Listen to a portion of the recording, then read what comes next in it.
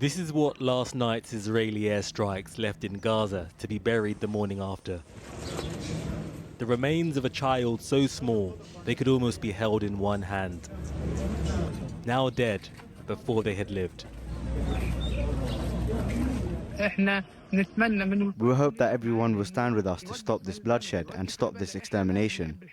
We are people who love life. We are people who hope that the war will stop and that we will live in peace, security and safety. This is the human cost of an offensive that is set to intensify if Israel carries out its new plan to seize more of the Strip. The Israeli military already controls around half of Gaza, as well as corridors dividing the region. Government officials have reportedly said the new offensive will now capture the entire territory. This would mean pushing the population back south again. This is what we will do. We will move the population for its own protection. The Israeli Prime Minister suggested the military would not retreat from areas they raid. The plan would also impact the distribution of aid under conditions expected to be set by the Israeli military. This would violate the humanitarian principles of neutrality, impartiality and independence, and could also put people at risk by including aid workers, by having them around these militarized zones. And right now, agencies say the Strip is being starved by Israel's blockade. The import of food and medicine has been paused. Those in need of treatment have watched themselves wither right before the world, desperate for intervention. This is the voice from a health NGO based inside Gaza, speaking to Channel 4 News. We feel utterly helpless, and we are afraid, maybe in weeks or less than that we will have nothing to offer to people, and that's why we urge the international community to help us immediately. Just let Gaza live. This is Israel ahead of President Trump's visit next week. Although some believe Israel's government is attempting to place pressure on Hamas, these families and their allies fear for the impact on their loved ones. 59 taken hostage in Israel by Hamas remain in Gaza, and artillery does not ask for ID when it lands. Do not report for reserve duty for moral and ethical reasons. This operation will result in the killing of hostages in captivity, will result in the deaths of those who have been kidnapped.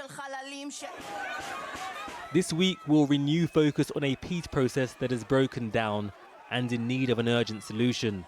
Food is scarce, supplies have stalled, and the death toll is over 52,000. Well, I've been speaking to Jan Egeland, who's Secretary General of the Norwegian Refugee Council, and I began by asking him about his organisation's opposition to Israel's plan to take over distribution of aid to Gaza. It's a fundamental for us as humanitarians that aid should be delivered in an impartial, independent and neutral manner to those who need it the most, where they need it the most. And this new Israeli scheme is really an ultimatum saying the little aid we will allow in, we will dictate who will get it, where and if they get it, and they will only provide it, it seems, to a few concentration points in southern Gaza. So people who cannot move to those places will be eliminated from aid. We cannot be part of a dictatum coming from a party to an armed conflict on whom should receive humanitarian aid. I mean, will that not leave Israel saying, well, we're happy to take aid in, but it's the aid agencies who are refusing to hand it over? No, it would leave the Israel to actually be responsible morally and legally for all aid that is given and for all of those who are excluded, because we cannot be part of that. We are not asked to do that anywhere else in the world. We've never agreed to that anywhere else in the world the last 100 years. What do you think this is part of? Because we're also hearing today Israel's announcement of a potential full occupation of Gaza. It's all very unclear exactly what's happening, but are these things integrated, do you think? Yeah, they may be. I mean, it seems they are now only following a cruel military logic that will not bring the long-suffering hostages home to their families in Israel, and will prevent the women and children, the innocent in Gaza, from getting aid. I don't understand why they would do this. This will come to haunt Israel and the United Kingdom, the United States and Germany that can influence Israel, has to do so. If not, they will have their fingerprints all over this catastrophe.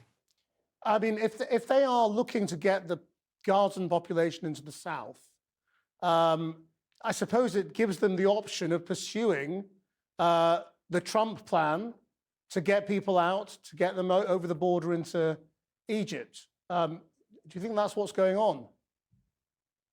Well, I fear that the borders to both Israel and Egypt will remain closed, and will be more and more people be concentrated in some kind of an internment camp where they will say this family member can go and get a box of 20 kilos once a week without water, without cooking oil, without anything, to barely survive if we can facial recognize that one member of that one family. I mean, it's total control of a civilian population and deciding who will suffer, who will be have aid, who will not. Do you think the international institutions, the UN, are functioning effectively at the moment? I mean, who can bring any pressure on Israel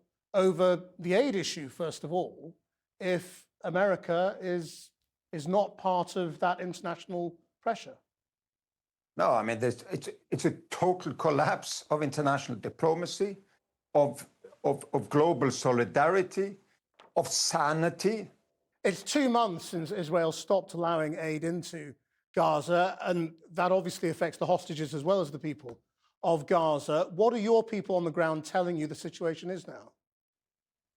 I have nearly 100 colleagues on the ground inside Gaza, and they say starvation is spreading, disease is spreading, there is no clean.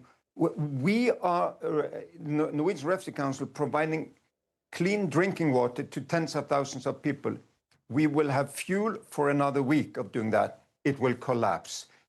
All of the bakeries have closed. The distribution points have stopped functioning. There is no aid in Gaza now because there's been a 2 months blockade. I remember when Assad in Syria did the same. I mean, it was incredible, the outcry in London, in Washington, in Berlin, in Paris, and there was massive sanctions against Assad for doing that. Where's the outrage now when Netanyahu is doing exactly the same thing? Jan Egeland, thank you very much for your time. Thank you.